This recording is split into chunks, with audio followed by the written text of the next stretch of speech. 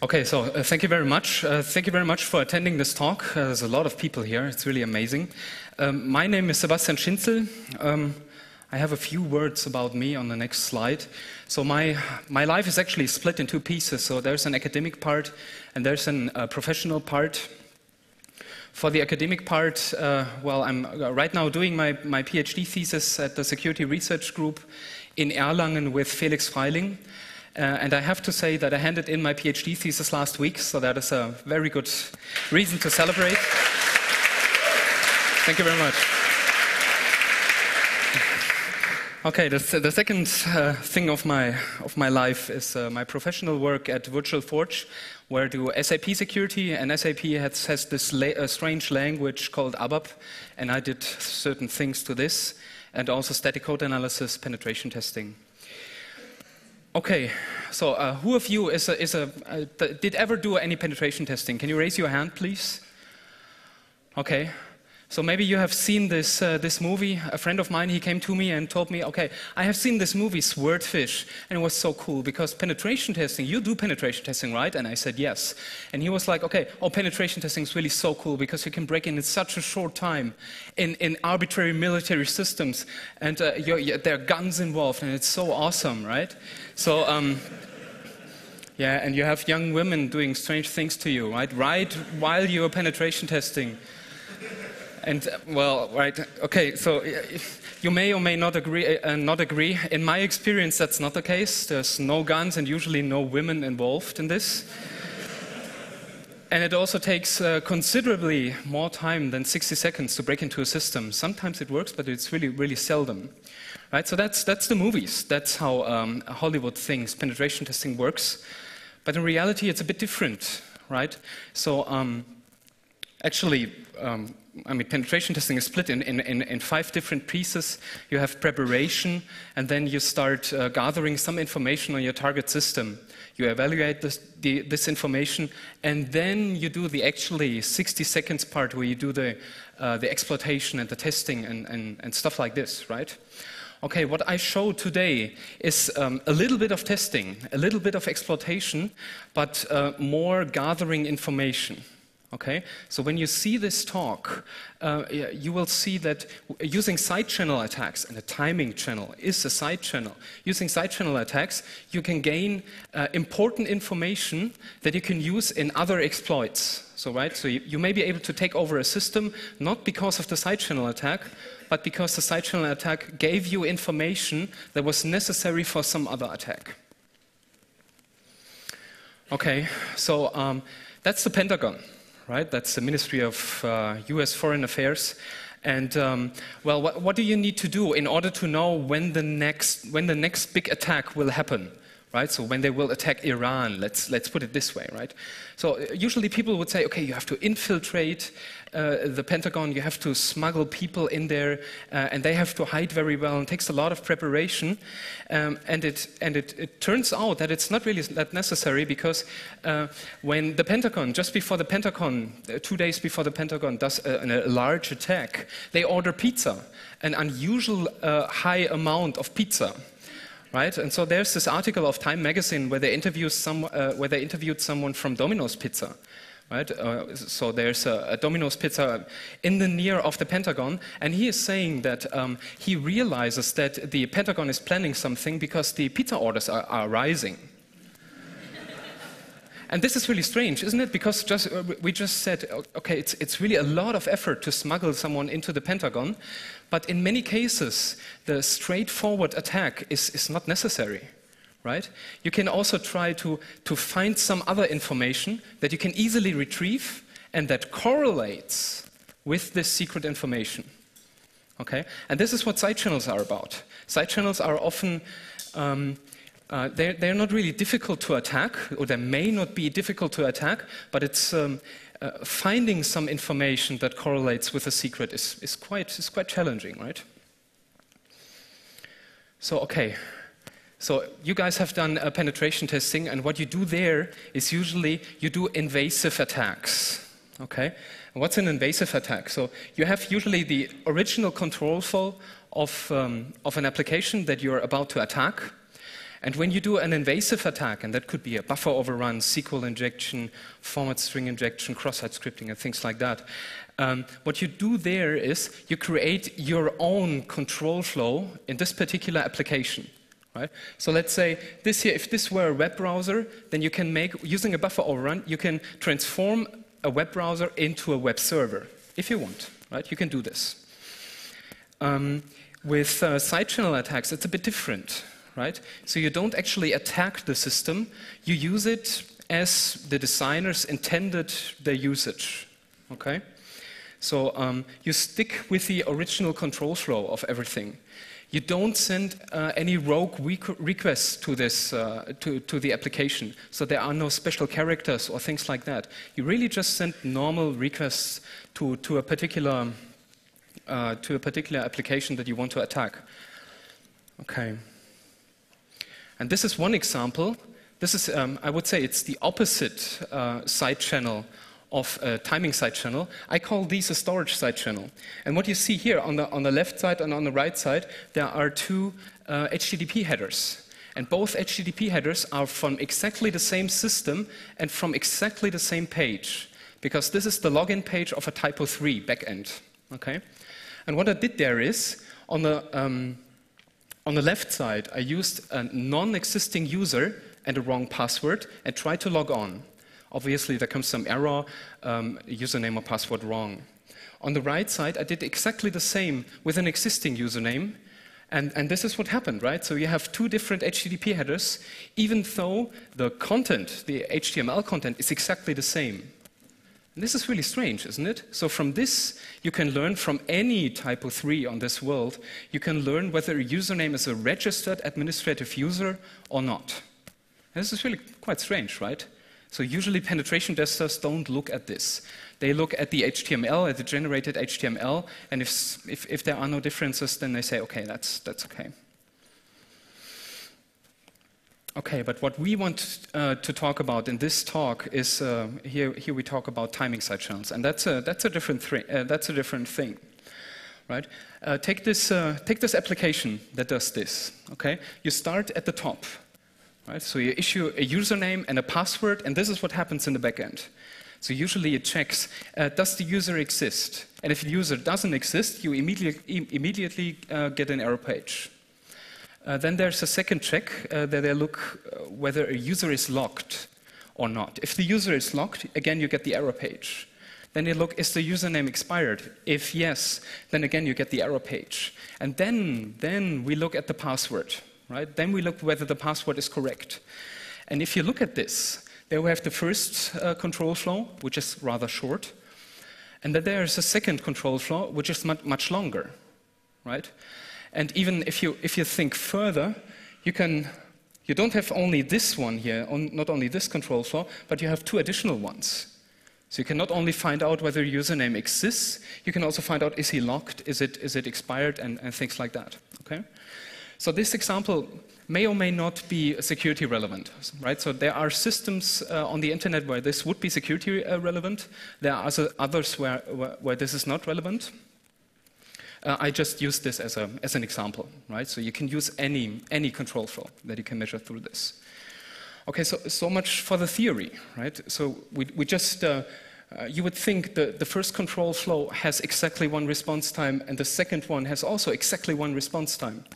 It turns out in reality that's not the case, unfortunately, because the problem is when we do measurements over a network or on a multi-user system, you always have jitter, right? Because things are busy, the system is busy, the routers are busy, there are saturated links on the way where you do the measurement and things like that.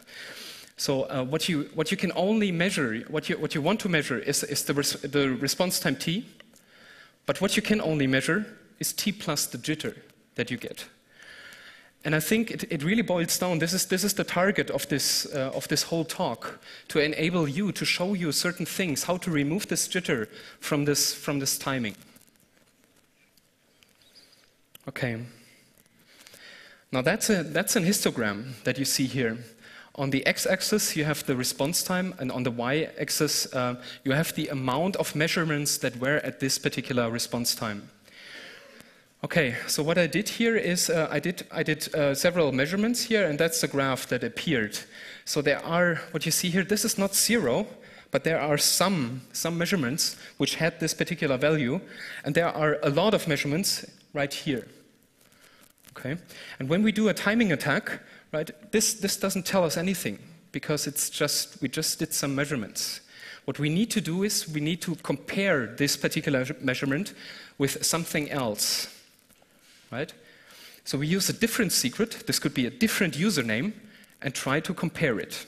Okay? And this is what we might get, 2 different distributions. And when you look at this area here, when we get a measurement in this area, we don't really know to which it belongs. Was it an existing username or was it a non-existing username? Because for both it is possible. Right? So there's a lot of overlap in the timing measurements. Okay, that's why I came up. I want to show you a few do's and don'ts of timing measurements. Okay, because what you want to do is you want to achieve timing precision, right? So you want to measure as exact as it is possible. Okay, there's a paper which is in the reference from Scott Crosby, and he claims that you can measure even down to a few hundred nanoseconds over a network, over a busy network. Right? So when you do the right thing, but obviously this guy is an academic guy, so he did millions over millions of measurements, right, and compared these, and that was the best result that he could achieve. What we want to do is we're penetration testers. We have limited amounts of time. We want to go to a customer and do a penetration test against the system, and well, see whether it's vulnerable or not. Okay. So first of all, what we want to use a very fine-grained timer. And there's a certain things that you can use as a timer. This is just one of it. There's an assembler instruction called RDTSC, and that's the source code, the C source code that you could use to take this. Okay, so what does it do, RDTSC? It gives you the amount of CPU ticks that appeared during or after boot up, right? So it's very, very fine-grained. Okay. And here we have how fine-grained it is. So if this computer were a 2 gigahertz machine, then you get a resolution of half a nanosecond. So this is very exact. You can get very exact timings. So it's very good because the faster your CPU is, the better you can measure. But it's also a problem because the timings are tied to the CPU clock speed. So there's a problem as soon as you have power management enabled, right? So when you have power management enabled, your CPU might decide that right now it's idle, and therefore I reduce my frequency. And when this happens during your timing measurements, all of a sudden you get a gap, you get a jump, right? And this may really severely mess up your measurements. What you also want to do is you want to parallelize measurements. So that's the naive measurement approach. That's not a parallel, but it's more like in a row, where you do the measurements in a row. So first of all, you start and measure one data set. I call this A, right? And you do the measurements of A. That could be an existing username. So you make 100 requests with an existing username. And then you make the second data set, where you take, again, 100 measurements with a non-existing username, and then you try to compare them. The problem here is that the jitter that was added to both of the measurement sets may have changed between both, right? So we will see this later on.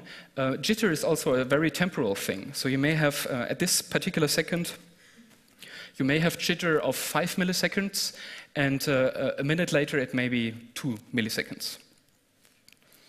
Therefore, it's much better when you measure alternatingly, right?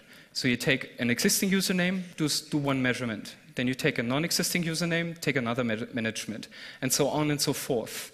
And the good thing there is that the changes in a jitter over time affect both data sets approximately the same. Okay, so we have the same effects in both data sets, approximately.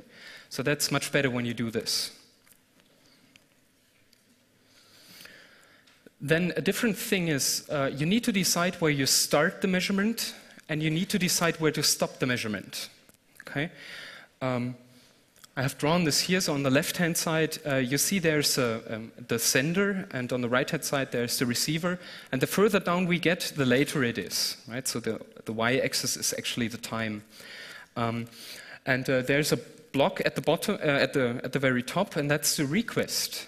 And there you see a request is not a single packet where you send something out and it comes back in, but it may be several TCP/IP packets that go back and forth. And you have the same for the response, right? So you receive the first packet of the response, then a second, and a third, and there are acknowledgement packages going back and forth. And the problem is with each and every round trip, you add the jitter to it. Okay, so if you have 10 round trips, you also have the jitter of 10 round trips. So you want to reduce the amount of round trips that you do. And there are three different ways that I have detected what you can use, that you can use as a starting and as an endpoint. So there's, first of all, at the very outer part, there's the naive approach. Then there's an approach that I call when you use blocking sockets. I'll go deeper in this on the next slide. And per packet timings. Okay, let's look at it at more detail. So that's the naive approach. You start the timer, you take your request, send it over, and then you receive the response, right? And when you have fully received the response, you stop the timer. That's a very naive approach. We can make this a little better because in most operating systems you have blocking sockets. And that means I can do the following. I send n-1 bytes of that particular request and wait until it's finished. Then I start the timer, and then I send the very last byte of this particular request. In most cases, this will result in just one TCP packet with 1 byte payload. Okay? You have already started the timer, then you receive the full response, and then you stop the timer. Okay, you may ask yourself, why don't you start here when you receive the first packet? Well, the reason for this is when you have, let's say you have Apache, web server Apache, and you send over this request to the Apache, and then the PHP application, let it be a PHP application. While this PHP application is running, Apache may decide to already send the response headers asynchronously. Okay, and if you measure this, you don't get the actual PHP application, but you get the amount of time that it took the Apache to send the response header. Right. So okay.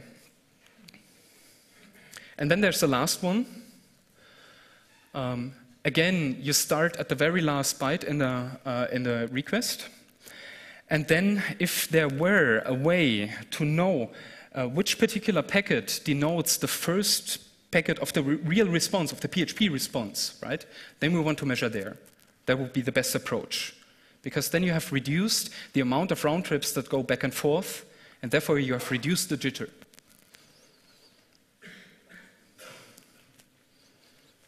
Okay, so and there are some further tips.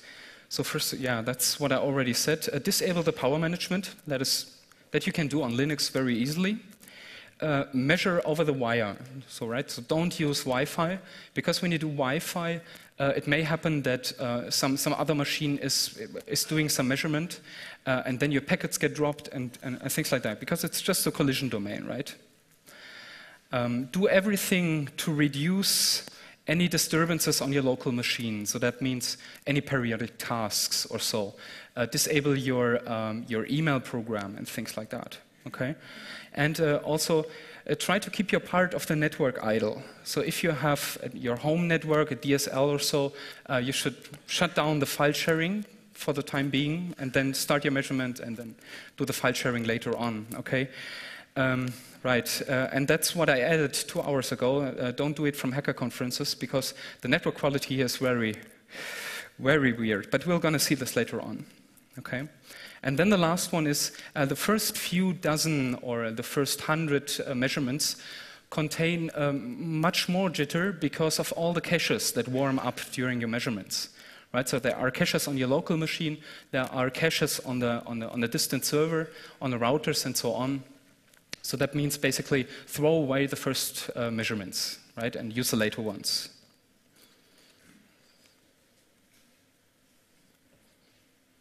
Okay. Before I continue, what I want to do is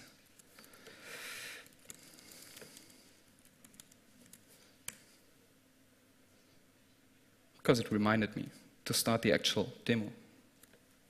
Okay, let's continue. Okay, so what I want to share with you and the penetration testing community are two different programs. The first one is a programming library which is written in C. We call it FAU Timer. FAU is Friedrich Alexander University, the Erlangen University. The reason that we have written this in C is because there we can use inline assembler, because we use the RDTSC assembler thing. We ported this to Python, so that's what I have already here with me.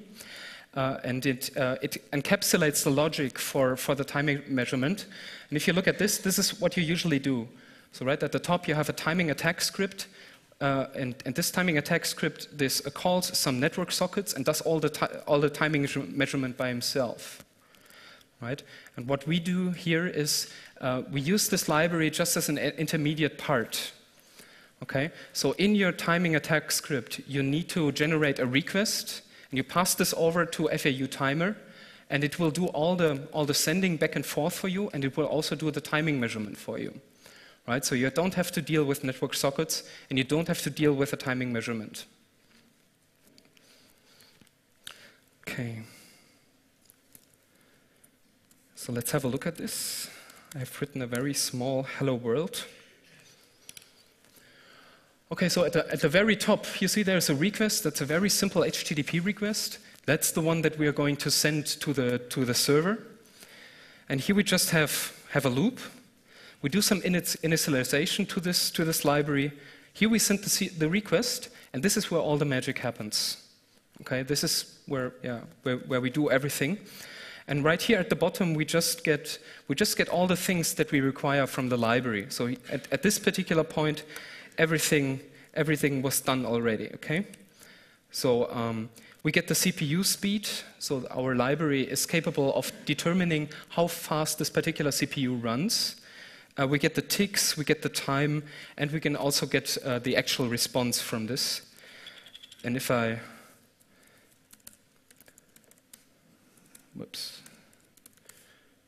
let this run, this is pretty much how it looks like. Okay, so it does everything for you. You can just use this for your attack scripts while penetration testing, and just use this library, and it does everything that is related to measurement and socket handling and so on. Okay, what I need to say here is my both student helpers helped me a lot doing this, so that would be Isabel Schmidt and Nils Ichik. Thank you very much, guys, for this.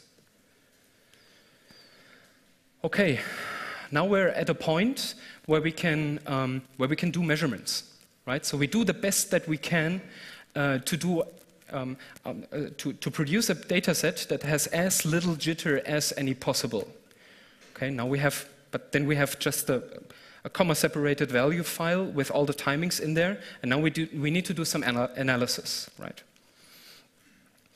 So there are tools, right, to do this analysis, and basically what we're doing here is statistics. Right? So you can use any statistics program that you want. That would be Gnuplot, MATLAB, Stata, R, or just your favorite spreadsheet. So you can use OpenOffice, Excel, and so on and so forth. Right? And there, when you use these tools, you can display the data that you have just measured in various plot styles. So for example, there's the classical scatter plot. We will see this in the next slide, how they look like. And there, you can detect temporal disturbances. So let's assume that the link quality dropped intermediately at some certain point, right? Or we also see very good the overall quality of measurements. Then we have a box plot, and there we have several values graphically tied together. So there would be the median, for example, the minimum of the measurements, the maximum of the measurements, and so on and so forth. And then we also have a histogram, or a cumulative distribution function, a CDF, and there we can compare the distributions of these data, right? Okay, let's have a look. Okay, that's a scatter plot, and this is a scatter plot that I did in my home network. I did this in a university, and what you first see there is there are no obvious timing differences, right? So I zoomed in here, and it doesn't really look that different, okay? But it's also, I have to say that a scatter plot is not very good in determining differences.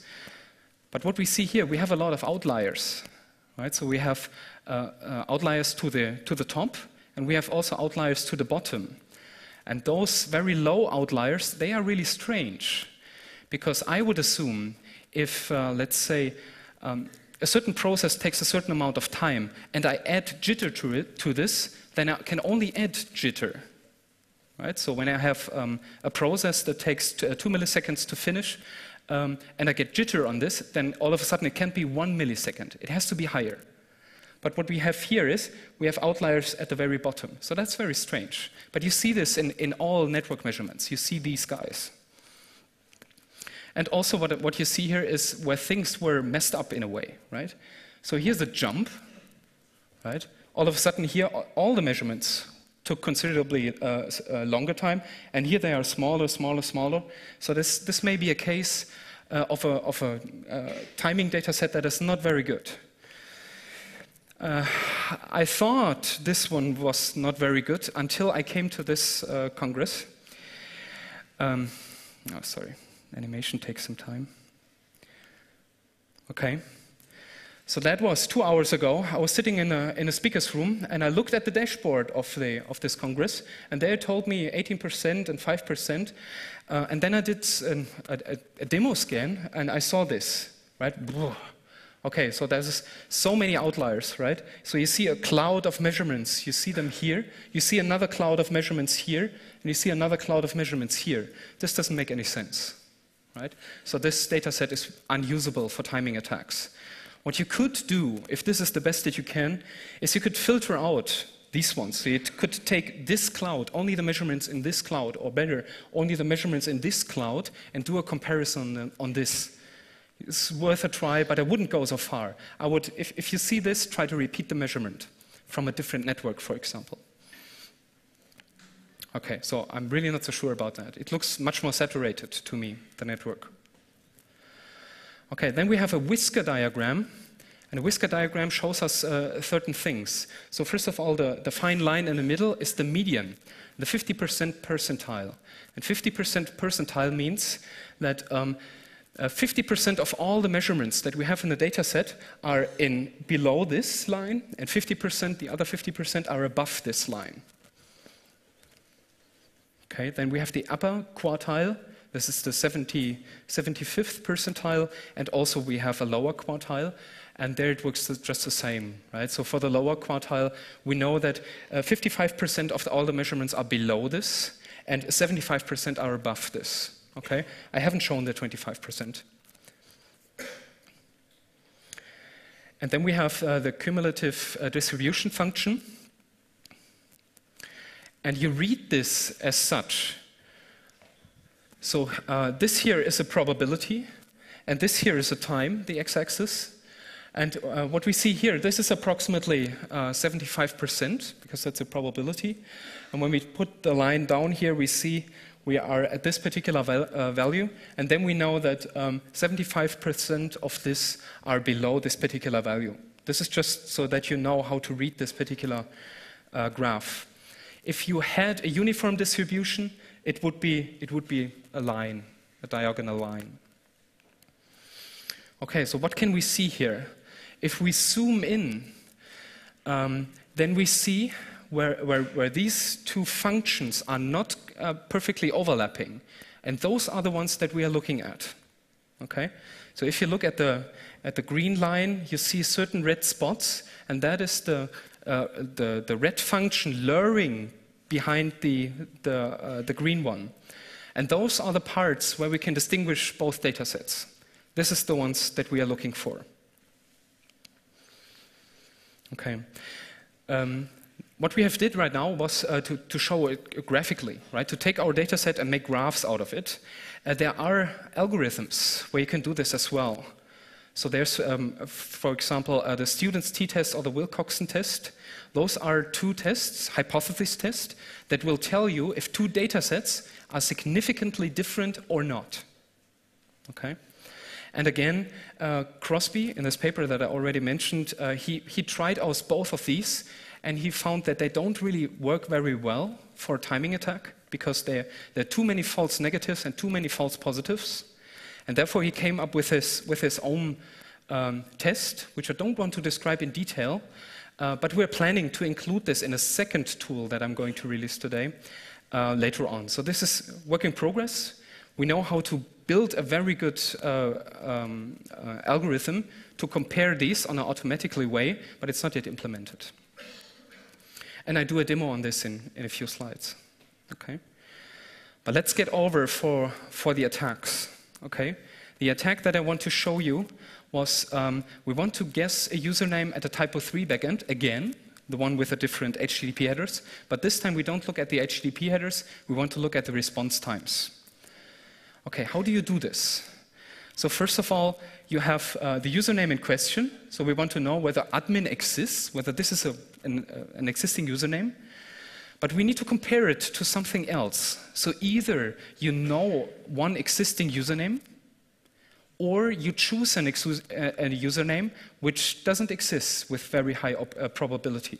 Right? So you can randomly generate a username and use this as a username which does not exist. And then you compare both the measurements. And we also have an hypothesis here. We say the login requests with admin take measurably longer than those with something else. Right? So I use this particular number, and I assume that it doesn't exist. It doesn't exist. Okay. Let's see how many we have. Okay, so we so far have only 500 measurements, and I think that the data set that we get from this will be very bad. So I tried several from this particular network here, and they all look very bad. But we try them. We try it anyway.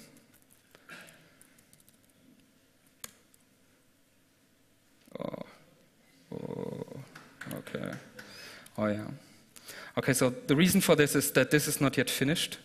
I'll quit this and I have a look at the oh man. That looks good. Okay. Fingers crossed. There we go. Okay, and so what this tool really does is it's a reporting tool. So all the graphs that I have shown you on this on the slides were generated by exactly this program. Okay, so what we are releasing, we're going to release these two tools in January. The first is there for you to produce measurements, to produce a data set, and the second one is a tool to generate plots from this particular measurement data set. Okay. Now let's have a look. Okay, it generates a PDF report. Right? Oh yeah, a lot of ads in there. Sure. Okay, so there's a bit of text where I can explain, where I explain exactly the same things that I've just explained to you, what these particular plots are for. Let's scroll down, and you see again, okay, this data set is really messed up. Right. So again, we have this strange clustering here. We have 3 clusters here. The first, the second, and the third. Well, let's look at it a bit deeper. Okay, so we would think that the red thing here should be higher in general than this particular thing. And if you look at the lower quartile, it really looks different. But here the median doesn't look that different. So let's look further. Yeah. Here you see the different clouds, right? So we have these different bows in here because the data set is really not good. Okay, and in a second chapter, what we did there, we applied a filter. So we do some filtering in this tool, and we try to reduce this data set in a certain way that only those measurements are included and are displayed that show the most information to our knowledge. Okay, so that's a scatter plot. We don't see much. And here we see a thing that we wouldn't expect. So admin is actually lower than the other one. So this data set is really not good, right? Here, this is exactly the opposite what we would expect. So that is the reason, right? Okay, so the data set is really bad. What I can show you is, I should have,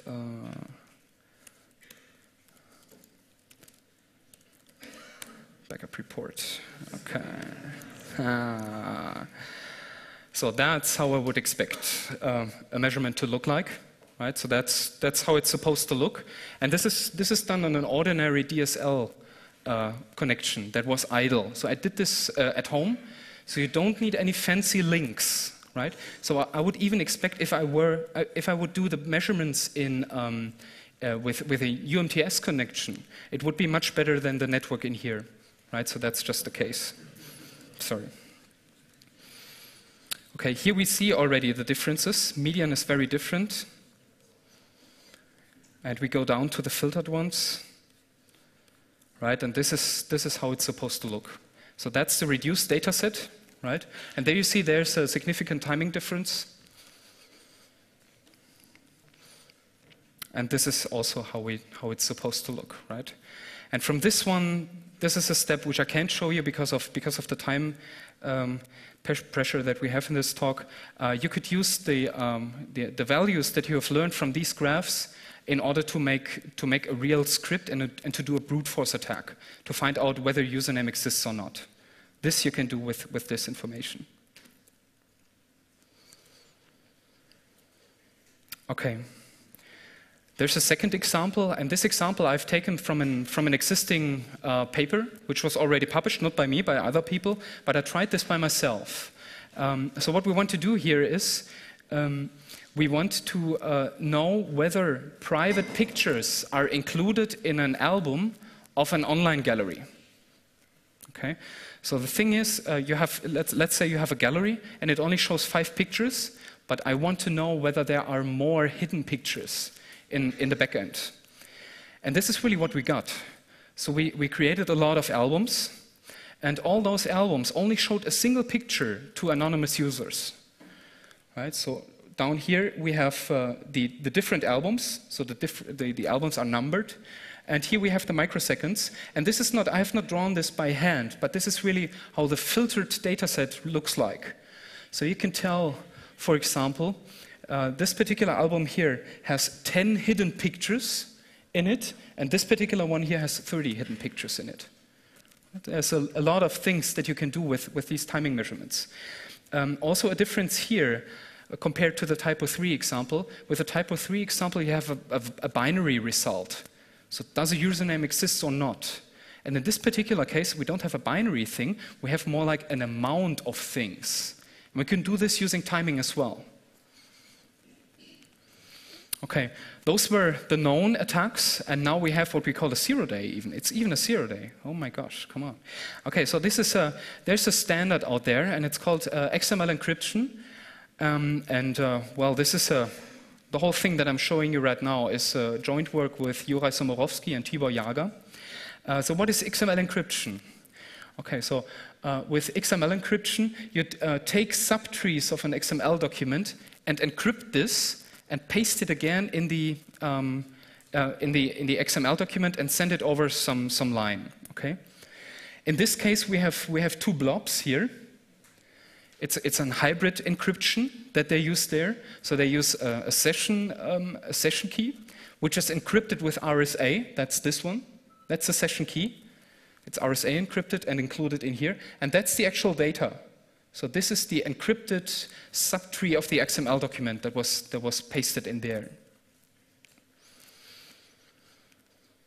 Okay, how does the decryption of XML messages work?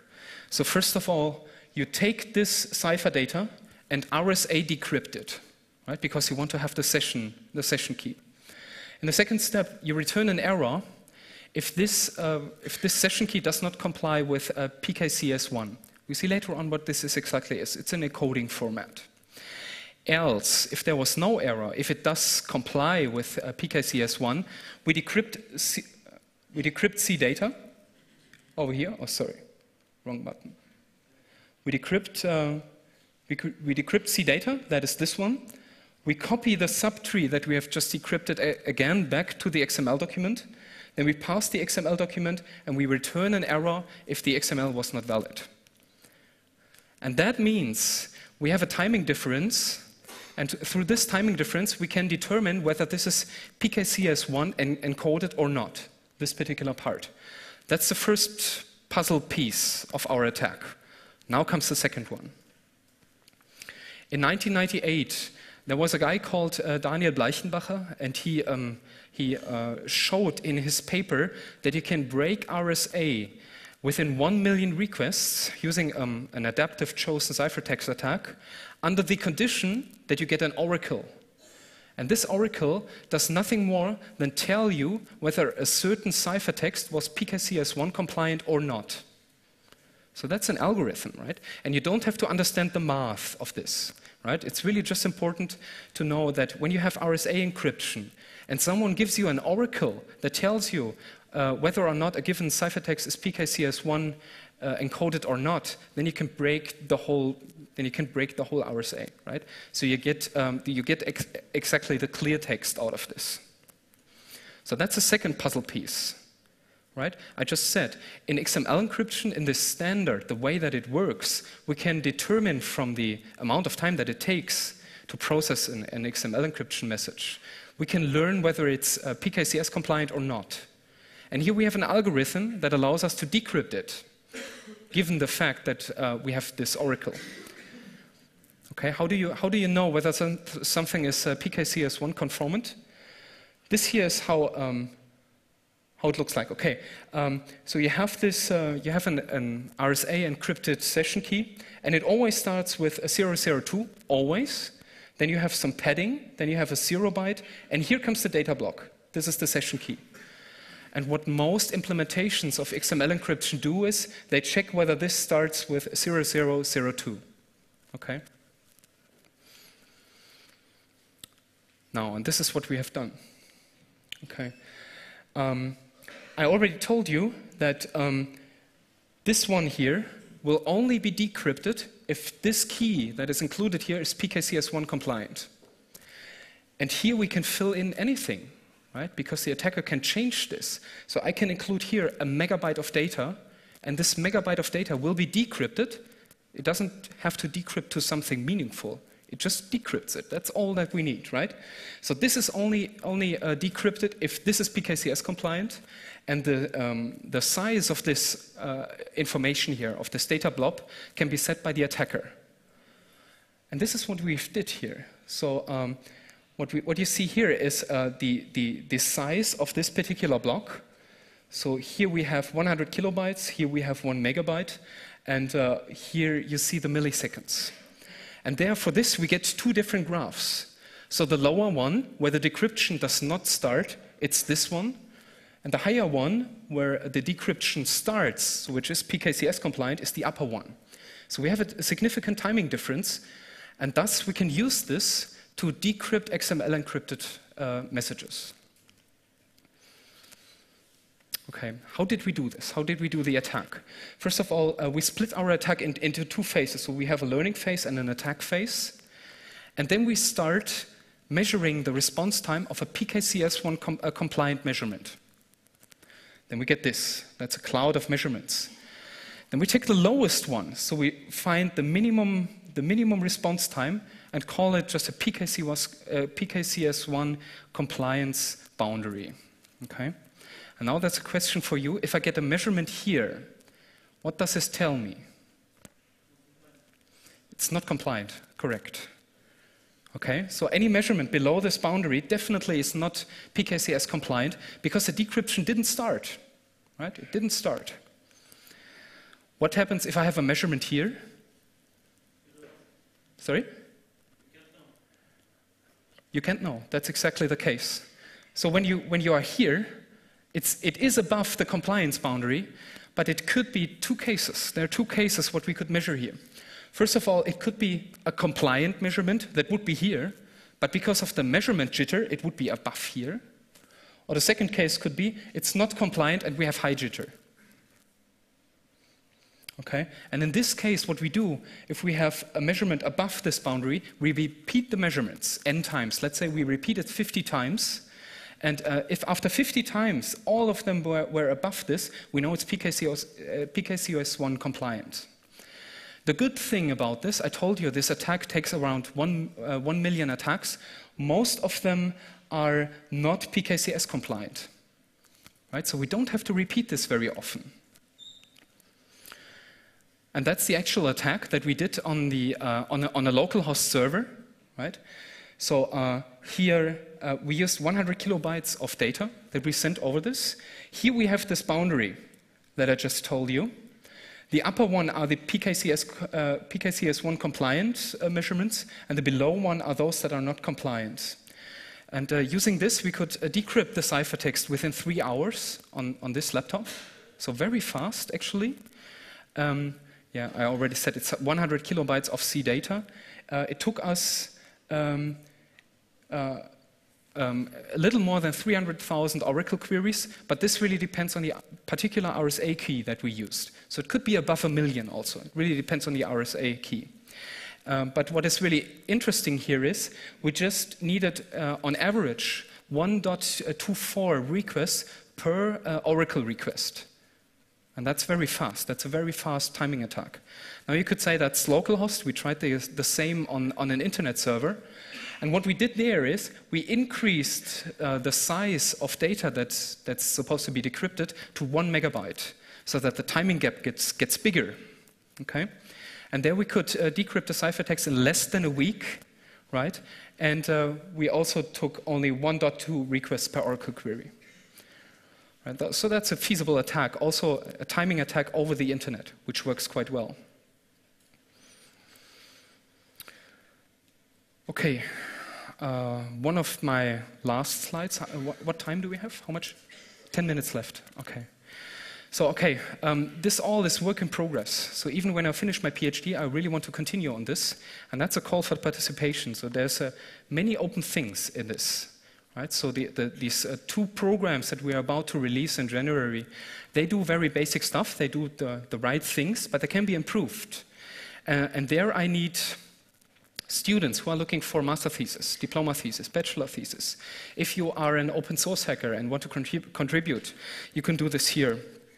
Just drop me a line. Oh, and what I also wanted to say, I'll release the URL of the two programs on Twitter somewhere in January. So my Twitter is here. Okay, yeah, there's some literature and further reading. Right? If you're interested really in this, you can look also on these. And that's about it. Thank you very much.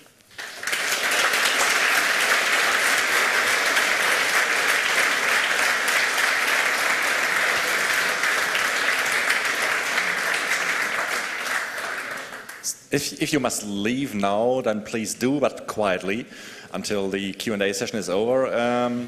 So if you have any questions, raise your hand. We have a second microphone over there. We'll try to get to you and let you ask the question.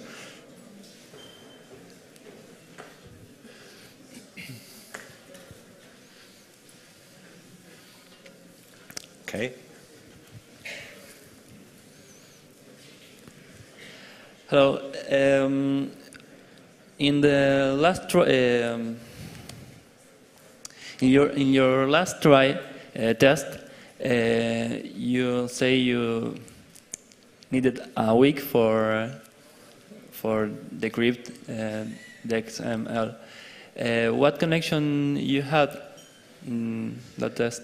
Okay, so that was a university connection, right? So it's quite fast, I would say, 100 megabit, I would say, right? The reason that it was 1 week was because we do have to transfer a lot of traffic. So it's really a lot of gigabytes that we have to send back and forth in order to do the attack. And from the jitter and things like that, it wasn't particularly well. But what we needed is a big uplink. So we needed to send a lot of data, and that's why we did it on the university. But you could do it in theory also with your DSL link. Would be sufficient. I think there was someone. In terms of preventing these kind of attacks on my code, the first thing I'm going to do when I get home is add some random sleep statements to my authentication routines. But is there anything else that you can suggest that might be a bit cleverer than that, maybe?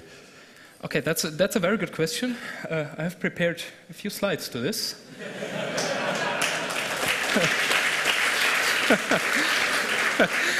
And I'm very glad that you're asking, because this is really also the interesting part. What can you do about it? And I can tell you, it's a whole, it's an own talk. So I would need an own speaker slot to really talk about this in general. But what you want to do, actually, what you just said was a random sleep, right? So in the first step, you get a random number, and then you do some modulus on this, because you want to prune this to a certain maximum sleep statement, right?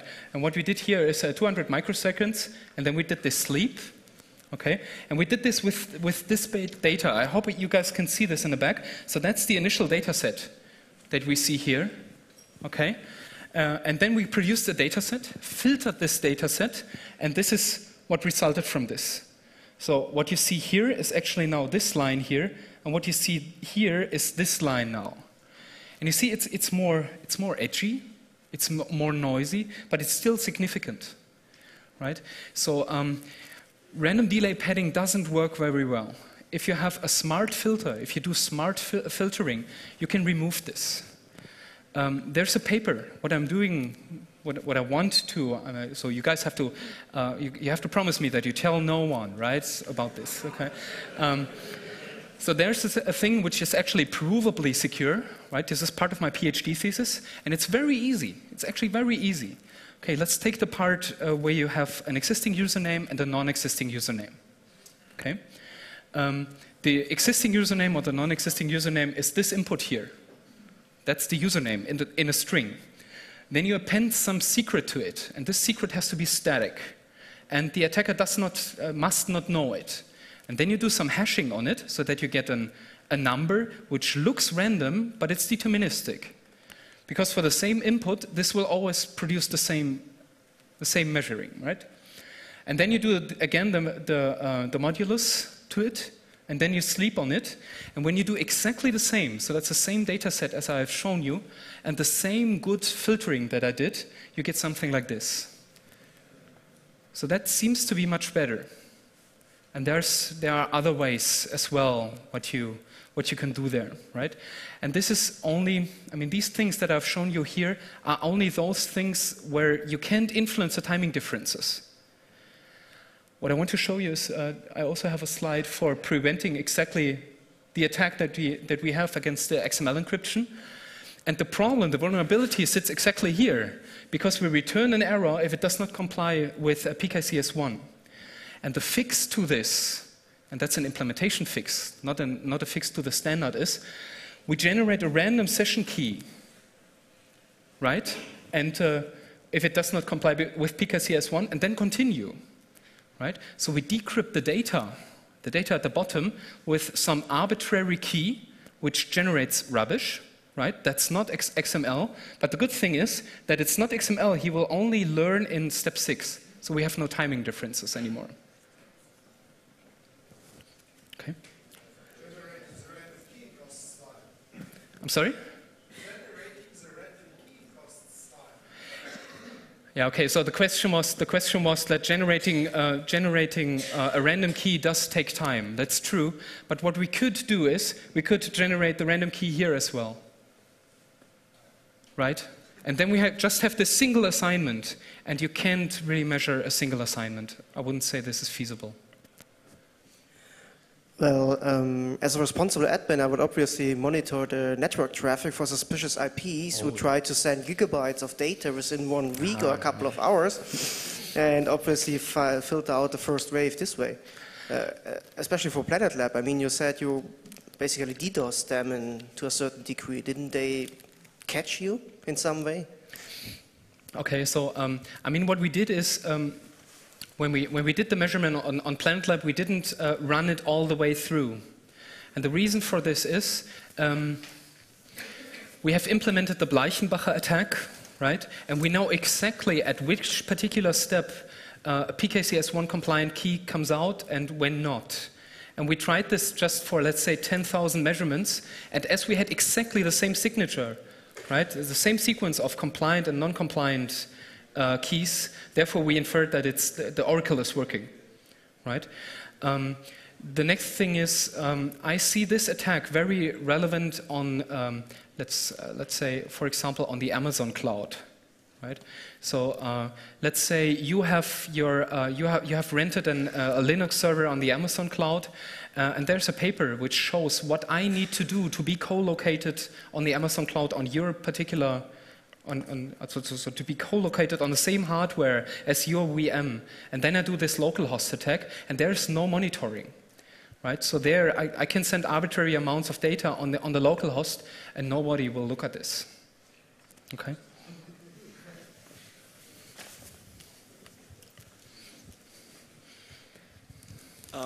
Isn't the bug fix essentially a way to do a denial of service against yourself? Because in case the attacker guesses the random the session key incorrectly, you can abort earlier. Well, either you have the oracle function and return early, or you decrypt everything and the attacker can throw arbitrary amounts of data at you without guessing anything correctly, and you just waste CPU cycles in a big way. I'm not sure whether I have really understood it. So you were saying the attacker is changing the data. It's changing the data that he sends to us. And what?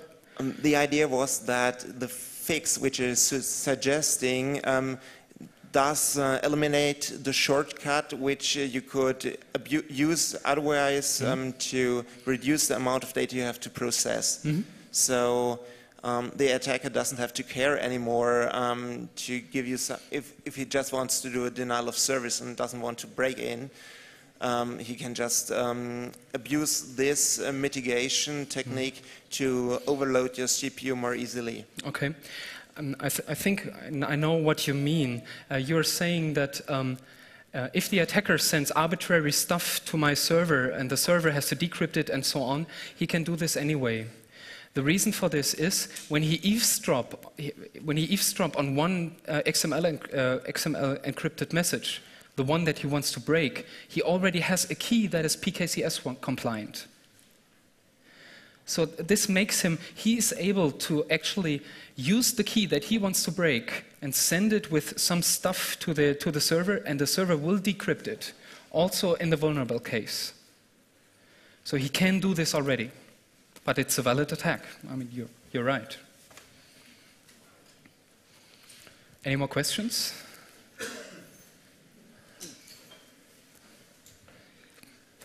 I would like to know, so your tool, how low can it measure? So for example, if you make an attack local network, if you make an attack on the internet, and like you said on Amazon, so what can you measure? You can measure microseconds, how many, and this kind of stuff. Okay, so I have been down to a few microseconds on the internet, but this is so what you can do always is let's put it this way: if you have a timing gap that is very low, right? What you can do is you measure a lot of times. Well, let me give you an example. If you have 10 milliseconds, you can measure this with five requests. That's enough in order to cancel out the jitter. If you have a timing leak of 5 microseconds, you may have to measure 1 million times, even more, right? So that is. There's no hard boundary of what you can measure and what you can't measure. It's more like a question of feasibility, right? It doesn't make any sense to send billions of requests and to wait 10 years for this. Yeah. Have you looked at the feasibility of guessing HMAC values based on the time it takes to compare a valid HMAC with the invalid input? Okay, no, character by character? No, I haven't done it, but it's on my list, right? So I really want to do this. That's a very good one, right? So what you're talking about is more like if there's a login, right, and you in the backend there's some hash comparison because the password is not stored in clear text; it's stored as a hash.